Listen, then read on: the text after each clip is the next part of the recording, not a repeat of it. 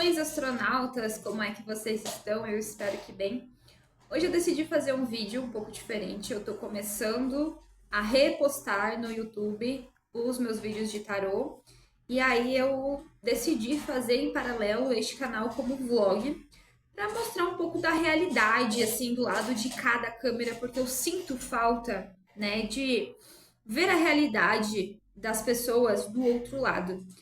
Então eu vou aqui farofar um pouco com vocês. Estou comendo meu arroz com lentilha e farofa, literalmente farofando.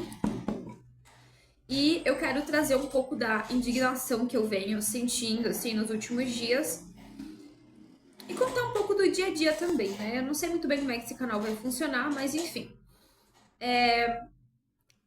Hoje é o dia que veio a público, né, sobre o Banco Itaú estar roubando das pessoas há 14 anos e que não vai acontecer simplesmente nada com o banco. Mediante isso, eu lembrei que eu estou em processo coletivo contra o Itaú há 14 anos, né, junto com uma equipe de trabalho que eu tive na época que eu trabalhei, cheguei a trabalhar para o banco e que rolou ali algumas desavenças justamente sobre isso que veio ao público agora. Mas o tema desse vídeo não é esse. O tema desse vídeo é sobre a gente estar tentando, né, ganhar o pão de cada dia, seja no CLT, seja na internet, seja com vários meios de trabalho, e o quanto tá difícil a realidade no Brasil, né? Eu não sou uma pessoa pessimista, eu sou uma pessoa bem. Eu vivo dentro de uma bolha hoje, gostaria de colocar já assim. Eu moro no interior do estado do Rio Grande do Sul, eu sou natural de Porto Alegre, mas eu vivi por muitos anos em capitais, né? Tanto Porto Alegre, quanto Florianópolis, quanto Curitiba. Eu tive muitas rotinas em cidade grande e num determinado ponto da minha vida, há uns 3 anos atrás, eu decidi voltar para o interior, né? Essa cidade que é da origem da família da minha mãe e que eu tive um pouco da minha infância aqui. Aqui eu acabei casando, né? E hoje eu tenho uma vida a dois, sem filhos. Porém, a gente tá naquelas, não somos herdeiros, estamos construindo tudo do zero. Desde que a gente decidiu morar junto, a gente tá mobiliando o apartamento do zero, começando mesmo do zero. E quando a gente começou a nossa vida a dois, eu tinha saído um pouco do mundo digital, né? Que eu sou taróloga e terapeuta holística. Então eu gravava já para o YouTube há algum tempo num outro canal. Não consegui monetizar esse canal e agora eu vou ficar derrubando a câmera. E eu conseguia vender ali meus atendimentos pelo YouTube. Era uma forma de renda. Meu Deus, agora não vou conseguir. Era uma forma de renda. E aí, a vida aconteceu, né? Aluguel para pagar, contas para pagar, necessidades. Eu acabei tendo que deixar um pouco de lado, deixar em stand-by os meus projetos e eu voltei a trabalhar no CLT.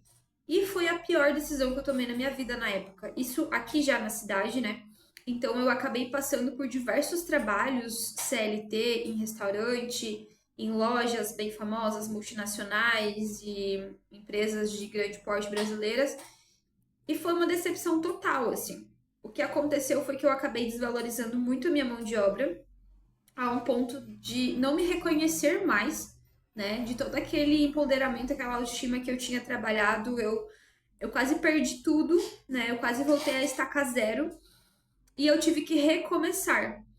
Então, neste momento da minha vida, a minha realidade é desempregada, meu marido trabalha, meu marido sustenta a casa e eu estou mais uma vez tentando, através das redes sociais, através de freelas, enfim, construir a minha renda.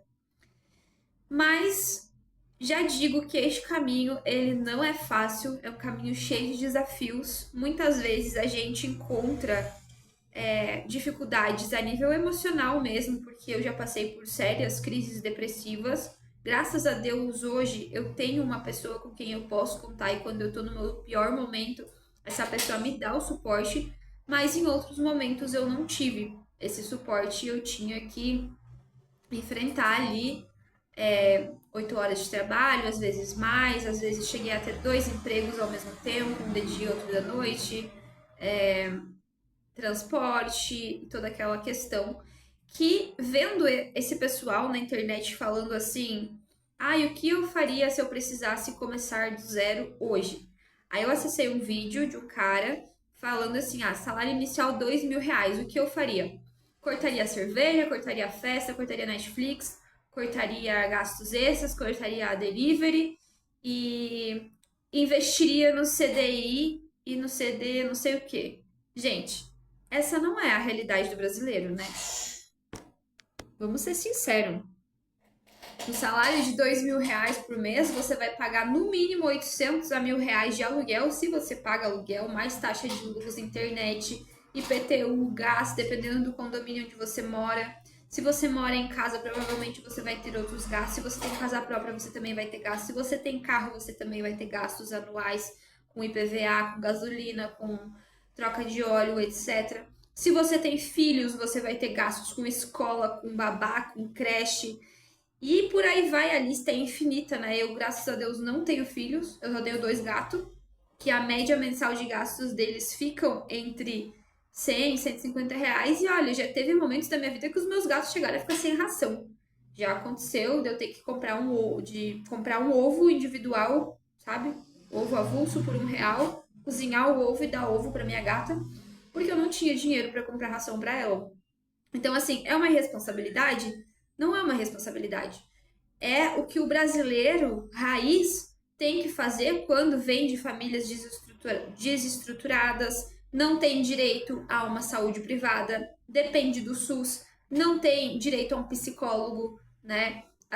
Muitas vezes não tem direito nem a uma alimentação rica de nutrientes, faz o que dá, o malabarismo que dá com o dinheiro que tem, muitas vezes se alimentando mal, dormindo mal, tendo mais de um trabalho.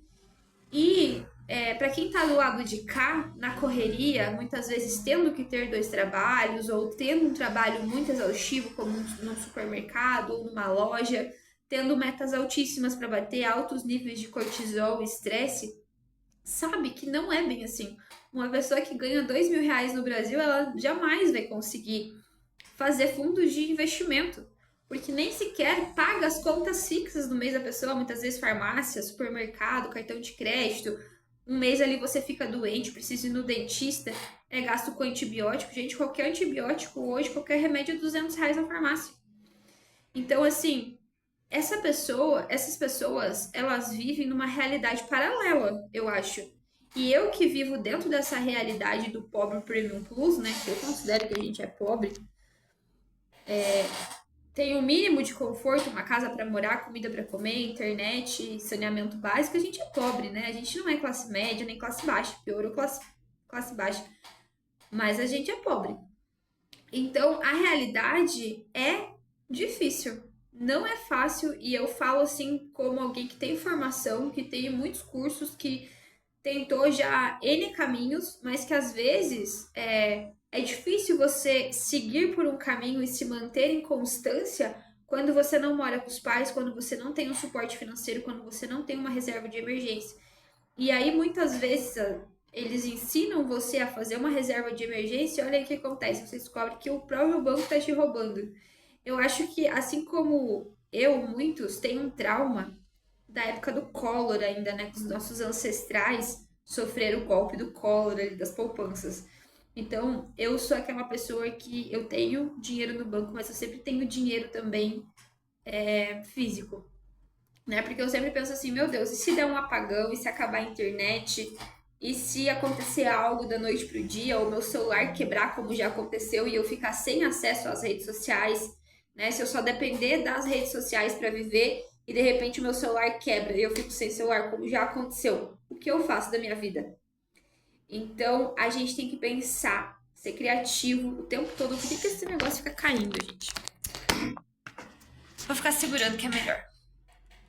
Essa é a reflexão que eu quero trazer para vocês. É sobre isso.